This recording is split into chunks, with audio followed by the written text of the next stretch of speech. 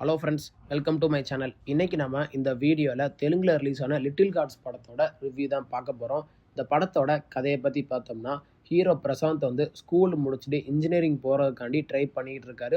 அவரும் entrance exam எல்லாத்துலேயும் fail ஆகிக்கிட்டே இருக்காரு.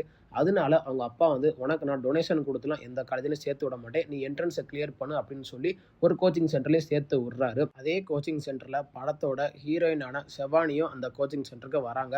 அவங்க வந்து 4 வருஷமாக மெடிக்கலுக்கு ட்ரை பண்ணிக்கிட்டு இருக்காங்க. 4 வருஷமாக என்ட்ரன்ஸ்லேயும் ஃபெயில் ஆகிக்கிட்டே இருக்காங்க. இவங்க 2 பேருமே ஸ்டார்டிங்கில் ஃப்ரெண்ட்ஸாக பழக ஆரம்பிக்கிறாங்க. அதுக்கப்புறம் நம்ம ஹீரோ வந்து ப்ரப்போஸ் பண்ணுறாரு. அப்போ தான் நம்ம ஹீரோவுக்கு தெரிய வருது, அவங்க வந்து நம்மளோட 3 வயசு மூத்தவங்க அப்படின்னு.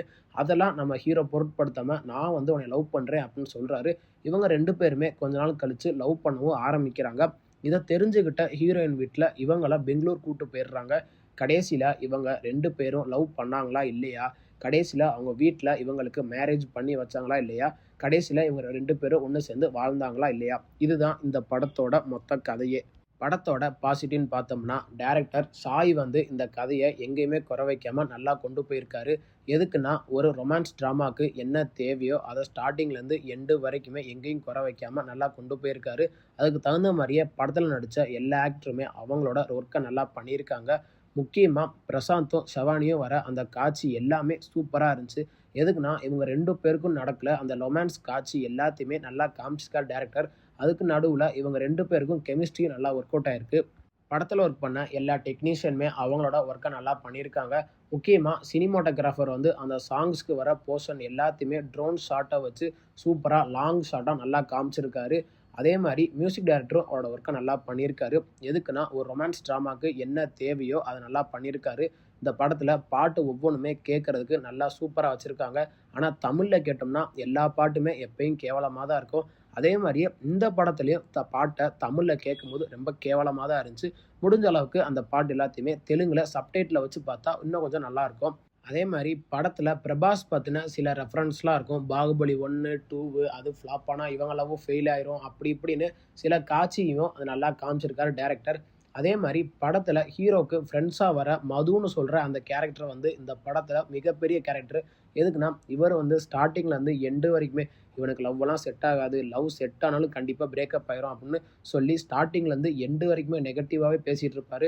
ஆனால் கடைசி கிளைமேக்ஸில் ஒரு பெரிய சம்பவம் நடக்கும் பாருங்களேன். அப்போ நம்ம ஹீரோவோட ஃப்ரெண்டு மது டைலாக் சொல்லுவார். இந்த படத்திலே மிகப்பெரிய ஹைலைட்டான சீன்னா அந்த சீன் தான். அதே மாதிரி படத்தில் டைரக்டர் சாய் வந்து லவ் வந்து எவ்வளோ முக்கியம், இந்த லவ்னால 2 ஃபேமிலிக்கும் எந்த பிரச்சனையும் இல்லாமல் நல்லா கொண்டு போகணும், அப்படி அந்த கருத்து எல்லாத்தையுமே சூப்பராக மக்களுக்கு ஏற்ற மாதிரியா இருக்கட்டும், இப்போ இருக்கிற டீனேஜ்க்கு ஏற்ற மாதிரியா இருக்கட்டும், சூப்பராக கதையை நல்லா கொண்டு போய் காமிச்சிருக்காரு. படத்தோட நெகட்டிவ்னு பார்த்தோம்னா, இந்த படத்தில் பெருசாக நெகட்டிவ்னு சொல்கிறதுக்கு எந்த சீனுமே இருக்காது. எதுக்குன்னா, அந்த அளவுக்கு படத்தை நல்லா பண்ணியிருக்காரு. படத்தில் ரொமான்ஸை தவிர்த்து காமெடி தான் நல்லாவே ஒர்க் அவுட் ஆகிருக்கு. எந்த இடத்துலையுமே லேக் அடிக்காமல் சூப்பராக கொண்டு போயிருக்காங்க. அதுலேயும் ஹீரோ வந்து ஹீரோயினுக்கு ப்ரப்போஸ் பண்ணுவார். அந்த காட்சி பார்க்கும்போது ஸ்டார்டிங்கில் என்னடா அந்த மனுஷன் டக்குன்னு ப்ரப்போஸ் பண்ணிட்டாரேன்னு இருக்கும். ஆனால் கடைசியில் ஒரு டைலாக் சொல்லுவார் பாருங்க, அந்த சீனுக்கு அந்த டைலாக்கு வேறு லெவலில் இருந்துச்சு. அதையும் டைரக்டர் க்ளோஸ் அப் ஷாட்டில் சினிமாட்டோகிராஃபரும் சேர்ந்து நல்லா காமிச்சிருக்காங்க படத்தில். மற்றபடி இந்த படத்தில் பெருசாக நெகட்டிவ்னு சொல்கிறதுக்கு எதுவுமே இல்லை.